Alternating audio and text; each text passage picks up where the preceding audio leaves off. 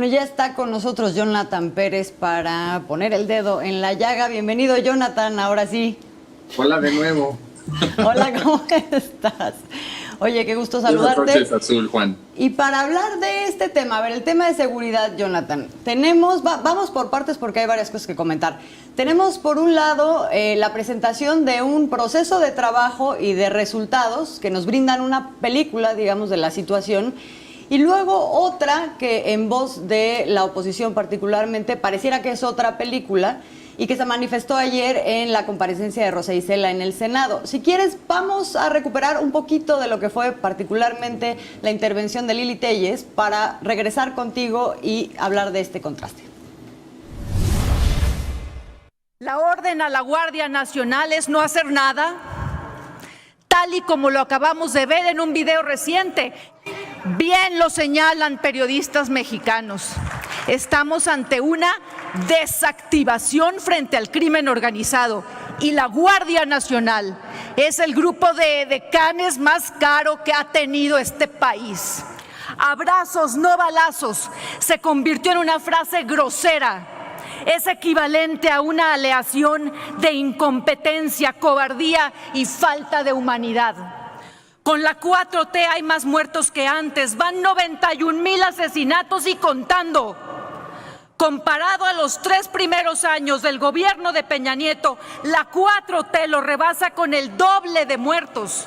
Y comparado con los 3 primeros años del gobierno de Felipe Calderón, la 4T lo supera con el triple de muertos. Cada día matan a 10 mujeres en México en lo que va de este sexenio. Han asesinado a 43 periodistas en lo que va de este sexenio. Han matado a 68 activistas y defensores de derechos humanos en lo que va de este sexenio. Asesinaron a 102 políticos en las pasadas campañas electorales en lo que va de este sexenio. Los tiroteos en la vía pública, los levantones, las carreteras bloqueadas y las casetas tomadas son el pan de cada día en lo que va de este sexenio. Y bueno, Jonathan luego le llevó el libro del Padrino de Mario Puzo a Rosa Isela, pero la discusión, no sé tú qué opines, no debería centrarse en esto que más bien parece una cortina de humo que precisamente busca centrar la discusión en politiquería y no en los resultados que está trabajando y tampoco en la estrategia. Parece que Lili Téllez no entendió que no se busca ganar la guerra, sino ganar la paz. Te escuchamos, Jonathan. Sí, esta señora está ya...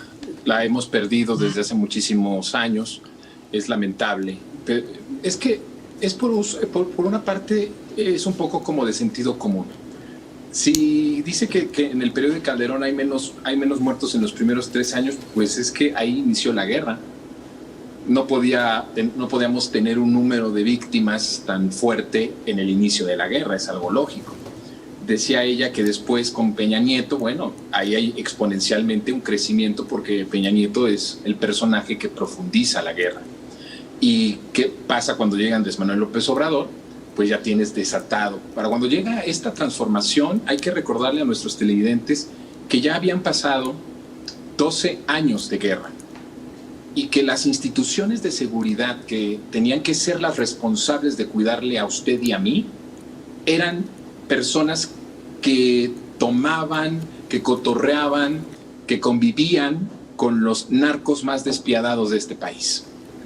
La política de seguridad que implementó los 2 gobiernos que fueron antes a convivieron abiertamente con el crimen organizado.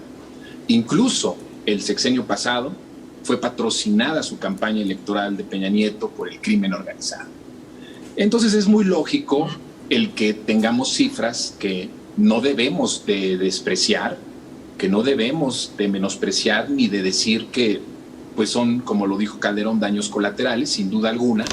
Hay que ser responsables. El gobierno ha estado dando la cara en su responsabilidad de salvaguardar la seguridad de los mexicanos, pero la inercia es un boomerang que no se para por simplemente un decreto. Hay que recordar que por un decreto se desató la guerra y el infierno en nuestro país, pero no puede ser igual que por un decreto se termine, qué bueno fuera.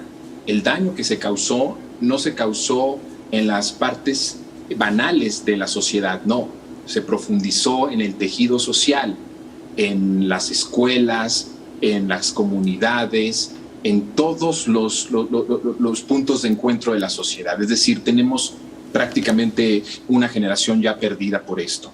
Entonces, hacer un análisis en donde manoseas, en donde gritas y en donde expones cifras sensacionalistas como estas, como la que hizo Lili Téllez, pues suena muy bien para ganar el rating, para alebrestar, para ser noticia y salir en los espacios noticiosos, pero no demuestran un análisis profundo, honesto de la realidad de nuestro país.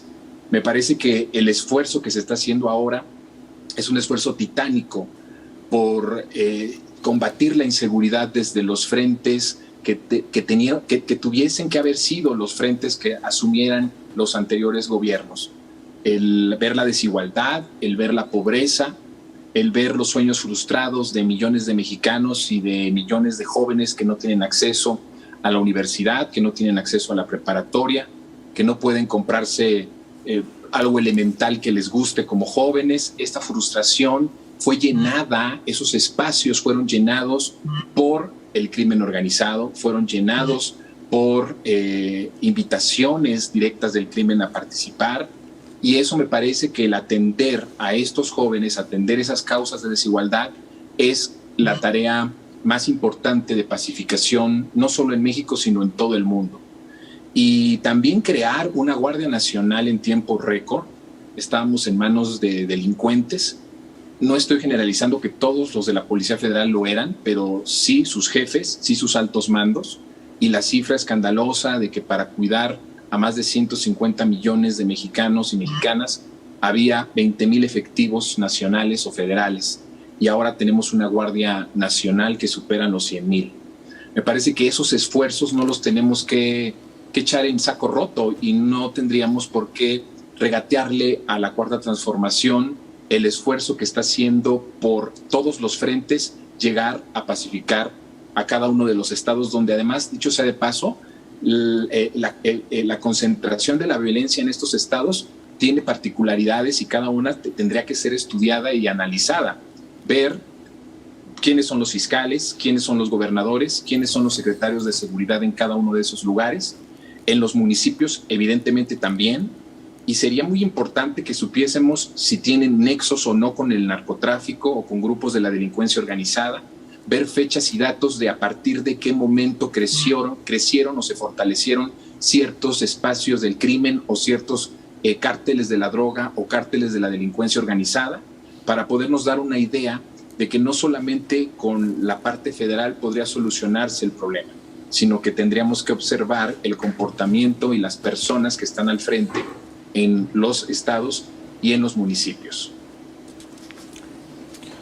Oye, Jonathan, precisamente sobre la relación entre el gobierno federal, los municipios, pero también la ciudadanía, porque por primera vez, después de muchísimos años, se está atendiendo el problema de seguridad, acudiendo a lo que lo causa, y esto parece que no se ve, y también debe haber pues una coordinación interinstitucional entre las dependencias que garantizan que haya desarrollo, que se trabaje el campo, que haya industria y, por supuesto, que se garantice el cumplimiento de los derechos de los trabajadores.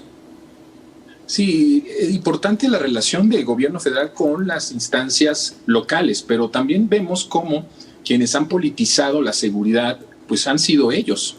Los gobernadores, en su afán de verdaderamente hacerse ver como opositores, han caído en el absurdo criminal, porque además esto es algo criminal, de no acudir a las mesas de seguridad, ¿no? Recuerdo mucho el caso específico de Guanajuato, en donde justamente el gobernador no asistía a las mesas de seguridad. Claro. Es decir, esta indolencia por parte de las autoridades locales de ver en cada acción en pro de la paz como algo político es criminal, y lo que las personas que más bien los que terminan pagándolo son los ciudadanos.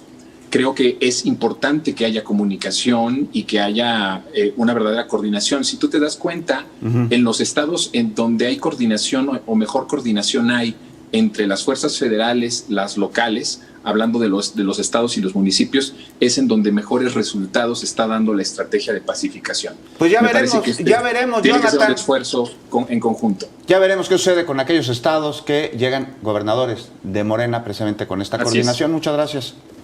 Querido, te mandamos Fuerte un abrazo. abrazo.